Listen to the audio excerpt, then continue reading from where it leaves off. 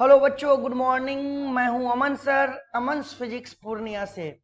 मैं आपके लिए लेकर के आया हूं आज एक नया चैप्टर, जिसमें हम लोग नए क्वेश्चंस को सॉल्व करेंगे और उसके पीछे कॉन्सेप्ट्स क्या है उसको सही तरह से समझेंगे, और उससे अगर कोई और प्रॉब्लम सॉल्व हो सकता है तो उसको भी करेंगे।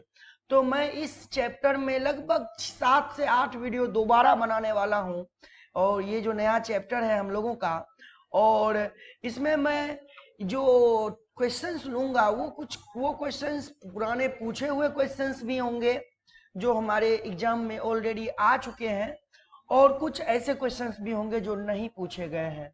तो सब मिला करके एक अच्छा कॉम्बिनेशन होगा हमारे पास उन क्वेश्चंस का। और मैं आपको जैसा कि बता देता हूं पहले ही कि ये वीडियो का जो सीरीज मैंने शुरू किया है, ये अभी से जो शुरू हुआ है, कुछ दिनों पहले जो मैंने स्टार्ट किया है, ये एकदम लगातार चलता रहेगा आपके एग्जामिनेशन तक।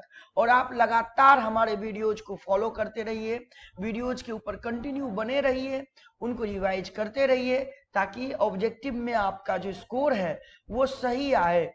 और चूंकि आप हमारे वीडियोज को देख कर करके आप सीख रहे हैं, तो एक चीज कंफर्म है कि दूसरी किसी भी जगह आपको मिसप्रिंट या गलत मिल सकता है, बट यहाँ पर मैं आपको उन सभी मिसप्रिंट को सही करके और करेक्ट आंसर आपको बताऊंगा, ताकि आपका स्कोर जरा सा भी लूज ना हो। ओके बच्चों, तो चलिए, बहुत जो है हम लोगों ने करीबन पिछले हिंदी मीडियम के लिए 6 वीडियो लेक्चर मैंने बना लिए हैं।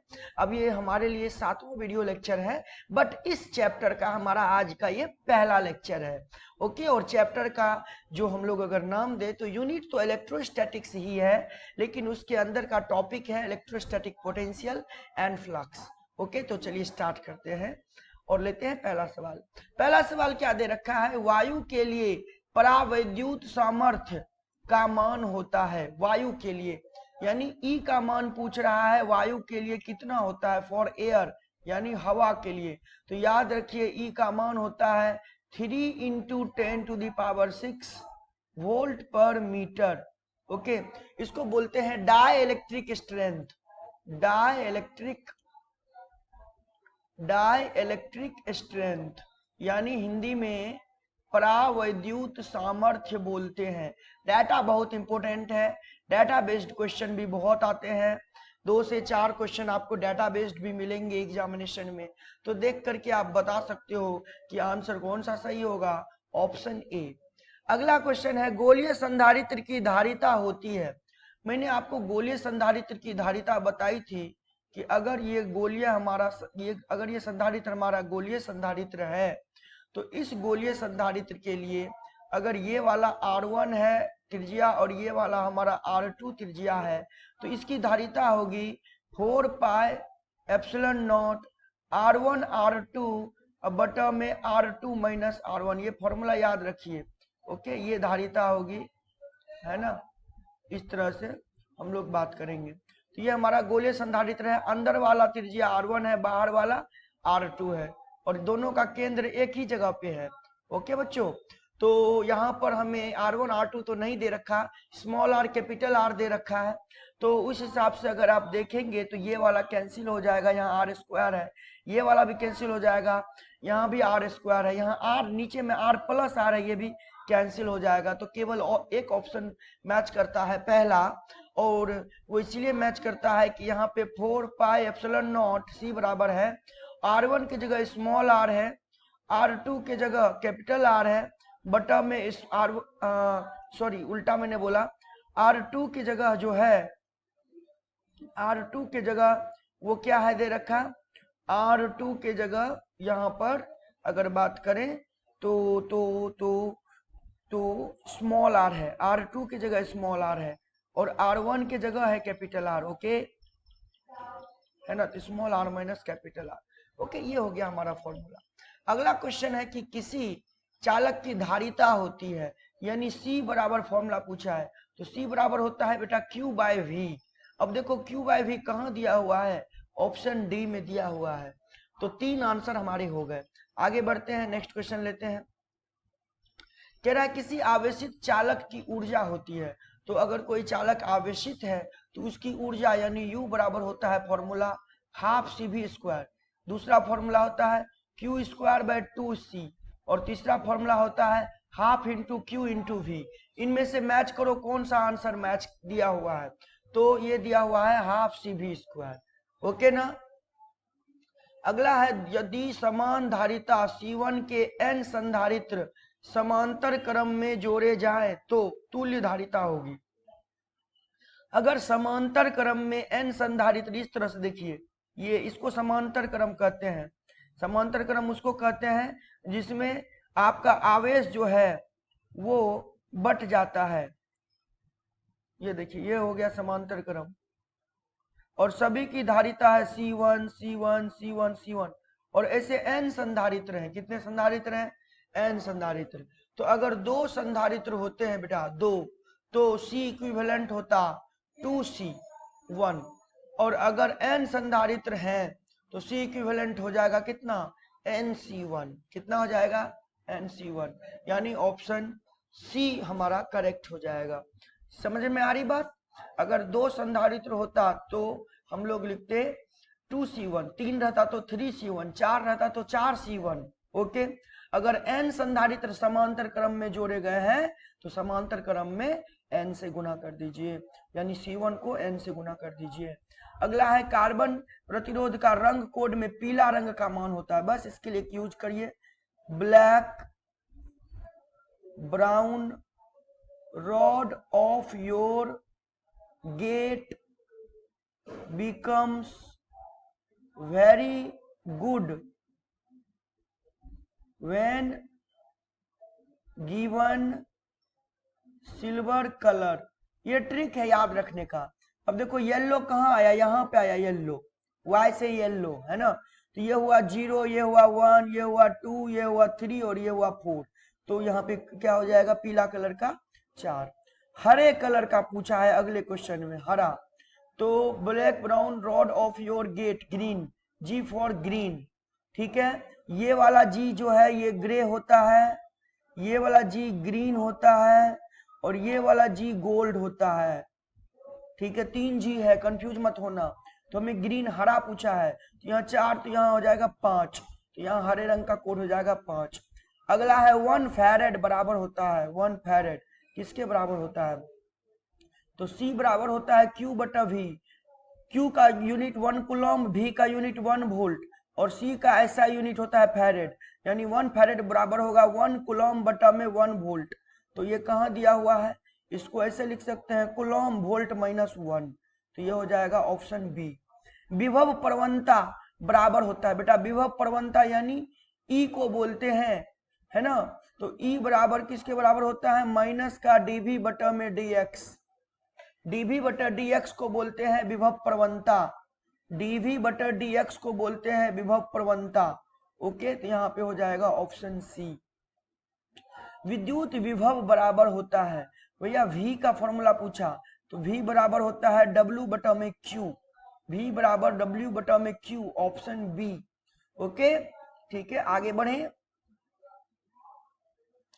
11 आवेशित चालक की स्थितिज ऊर्जा होती है। अभी मैंने बताया था स्थितिज ऊर्जा जो होती है चालक की वो होती है हाफ CV²। कहाँ है? यहाँ। अगला है एक समांतर पट्टिका संधारित्र की धारिता के लिए C बराबर निकालना है। तो एक समांतर पट्टिका है, इसके पट्टिका के यानी प्लेटों के बीच की दूरी D होती है, बीच में एयर है तो यानी हवा है तो ε0 और प्लेट का क्षेत्रफल A है। तो C बराबर फॉर्मूला होता है ε0 A/d। ये फॉर्मूला याद रखिए। और अगर इसको भर दिया जाता किसी परावैद्युत εr से, तब इसका धारिता होता ε0 εr A/d। याद रखना, ये नया क्वेश्चन हुआ। अगर इसको परावैद्युत पदार्थ है ना εr से भर दिया जाता तब, तो ये हो जाएगा ऑप्शन ए ε0 A/d। अगला है एक बिंदु आवेश Q से r दूरी पर विद्युत विभव का मान होता है। बेटा ये Q है और यहां से r दूरी पर V का मान पूछा है, तो V का मान होता है KQ/r और K के जगह आप लिखते हैं 1/4πε0 Q/r। कहाँ दिया हुआ है? ऑप्शन ए में। अगला है आर त्रिज्या की पृथ्वी की विद्युत धारिता यानी सी का मान पूछा। तो त्रिज्या यानी कोई भी आइसोलेटेड कंडक्टर जो होता है उसकी धारिता होती है 4 pi epsilon nought into R. तो ये हो जाएगा ऑप्शन बी। तो आर त्रिज्या एक पृथ्वी है, गोलीय संधारित्र है, उसकी धारिता हमारा आर दे रखा है। और ध्यान रखना बेटा कि जो धारिता होती है ना किसकी, आपके पृथ्वी की, वो धारिता बराबर होती है 711 माइक्रोफेरेड के। जब इस वैल्यू को सॉल्व करोगे आप तो वो आएगा 711 माइक्रोफेरेड। ये भी क्वेश्चन एग्जाम में दिया जा सकता है कि पृथ्वी की धारिता बराबर होती है कितने के, तो आंसर होगा 711 माइक्रोफेरेड के। क्लियर है? चलिए, तो ये ऑप्शन हो गया बी। अगला आते हैं, कार्बन प्रतिरोध में का कलर कोड में लाल रंग का मान होता है। तो ये देखिए लाल रंग के लिए आर रेड है ना, ये वाला हुआ ना रेड, तो रेड कितने पे है, 2 नंबर पे है, तो यहाँ पे हो जाएगा 2। दो समान धारिता वाले संधारित्र को समांतर क्रम में जोड़ने पर उसकी समतुल्य धारिता, बेटा समांतर क्रम जोड़ना है तो समांतर क्रम जोड़ना है तो सी इक्विवेलेंट क्या हो जाएगा, सी प्लस सी, तो यानी 2C। 2C कहाँ है, ऑप्शन ए में। अगला है एक, यदि 100 वोल्ट तक आवेशित करने पर एक संधारित्र की संचित ऊर्जा 1 जूल हो तो संधारित्र की धारिता होगी। तो C बराबर हमसे पूछा गया है, तो हम फॉर्मूला जानते हैं U बराबर हाफ CV²। अब U है 1 जूल, तो 1/2 गुना C का मान निकालना है, और ये 100 गुना 100 यानी 100 का स्क्वायर। यहां से C का मान होगा 2 गुना 10 का पावर, है ना, ये हो जाएगा, भागा लगेगा 4 तो ऊपर जाएगा तो -4, इतना फैरेड है क्या, ऑप्शन बी में दिया हुआ है। 2 को 1 से गुना कर दिया बेटा, है ना, 2 एकम 2, और 100 का स्क्वायर नीचे चला गया, कहाँ चला गया, नीचे।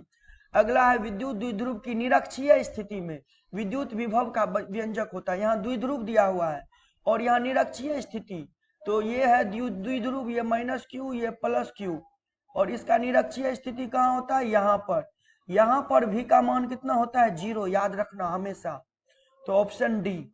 और एक अगला और लास्ट क्वेश्चन, ए तथा बी के बीच समतुल्य धारिता होगी। यहाँ देखिए, यहाँ 3 और 2 माइक्रोफेरेड, इनमें दोनों में आवेश बट जाएगा। देखिए यहाँ Q1 जाएगा, यहाँ Q2, इसका मतलब दोनों जो है समांतर क्रम में है, ये हो जाएगा 3 2 5, और ये जितना अब 5 में जाएगा उतने जाएगा 4 में, तो ये दोनों सीरीज में, तो C इक्विवेलेंट हो जाएगा 5 गुना 4 बटा 5 + 4। फॉर्मूला होता है C1 C2 बटा C1 + C2, जब किसमें हो, सीरीज में हो, तो 5 चौका 20 बटा 9, 20/9 माइक्रोफेरेड, कहाँ दिया हुआ है, ऑप्शन ए में। ओके बच्चों, तो हमने क्वेश्चन सॉल्व कर लिया है आज का। तो मैं चाहता हूं कि आप इस वीडियो लेक्चर को 2 बार देख लो, 2 बार देखने से आपको पूरा याद भी हो जाएगा, और मैंने कुछ क्वेश्चन में जो एडिशनल कॉन्सेप्ट बताए हैं वो भी आपको क्लियर हो जाएगा। तो चलिए मिलेंगे हम लोग नेक्स्ट वीडियो लेक्चर में, तब तक आप बने रहिए, अपने दोस्तों के साथ हमारे चैनल को जरूर शेयर करें, और यदि सब्सक्राइब नहीं किए हैं तो सब्सक्राइब कर लें, नोटिफिकेशन ऑन कर लें, क्योंकि वीडियोज लगातार आपको मिलती रहेगी अमन्स फिजिक्स पूर्णिया से। और मैं हूं अमन सर, आप जानते हैं आपके लिए लगातार मेहनत यूं ही जारी रहेगी। Thank you so much, thank you बच्चों, थैंक यू।